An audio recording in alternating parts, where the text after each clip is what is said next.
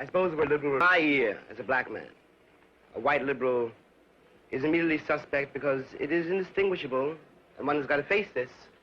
You might as well say white missionary, because that's the association. And it is also, alas, very often, not always, but very, very often, the role and the effect. But deeper than that, more important than that, there's also this, that from a historical point of view, no matter how miserable my situation is, from an historical point of view, at this hour of the world's history, I have an advantage over you because I'm compelled, I'm speaking about myself as a black man, I'm compelled to doubt my history, to examine it. I'm compelled to try to create it. I'm trying to excavate my history from all the rubble that has buried it for so many hundreds of years. And that means I have to question everything.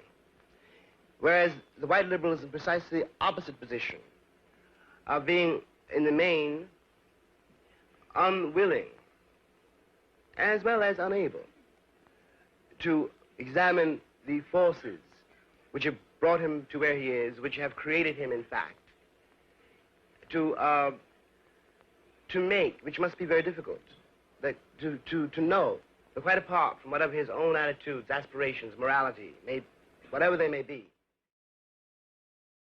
The first drawing of draft numbers occurred in New York City in July of 1863, less than 2 weeks after the bloody Union victory at the Battle of Gettysburg, in a city that was seething with tensions over class and race. The first drawing of 1,200 names on July 11th went peaceably enough, but the city seethed over the next day, and the powder keg erupted when the second drawing of names began on Monday the 13th at the U.S. Provost Marshal's enrollment office at 3rd Avenue and 47th Street. A rowdy crowd gathered, and as more names started to be drawn, suddenly a gunshot rang out. As if on cue, the crowd erupted, attacking the office with paving stones and trying to storm the building to destroy the enrollment documents, setting the building on fire. When the volunteer fire departments tried to fight the fires, the rioters attacked them and destroyed their equipment. Other rioters attacked streetcars, killing the horses and breaking up the cars, while still more tore down the telegraph lines to prevent communication to the rest of the city. As the rioting spread, the Metropolitan Police Department tried to quell the violence, but the force was outnumbered, and the New York State Militia had been sent to the Great Battle at Gettysburg, leaving the city virtually undefended. When Police Superintendent John Kennedy arrived to assess the situation, the crowd attacked and brutally beat him. While they were unable to quell the riots, the police had some success containing them. When a mob attacked the offices of the New York Tribune, a prominent Republican and abolitionist newspaper, with the intent of hanging editor Horace Greeley, a group of nearly 100 officers attacked the mob from the rear, causing them to clear the building. The staff of the New York Times turned back the mob themselves by manning Gatling guns. The mob targeted homes of draft supporters, well-known Republicans, and the wealthy on Fifth Avenue, looting as they went. They set fire to the 8th and 5th District police stations.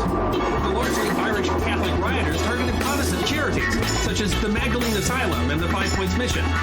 When the proprietors of the Bull's Head Hotel on 44th Street refused to serve the mob alcohol, they burned the hotel to the ground. The mob brutally targeted black people, seeking, it seems, to eradicate them from the labor force. They especially targeted black workers near the docks, where they have been seen as the biggest threat to labor. Black men were beaten, stabbed, and lynched in the streets, their bodies mutilated. Businesses that served black patrons were burned. The crowd burned the pharmacy owned by James McCune Smith on West Broadway, thought to be the first pharmacy owned by a black man in America.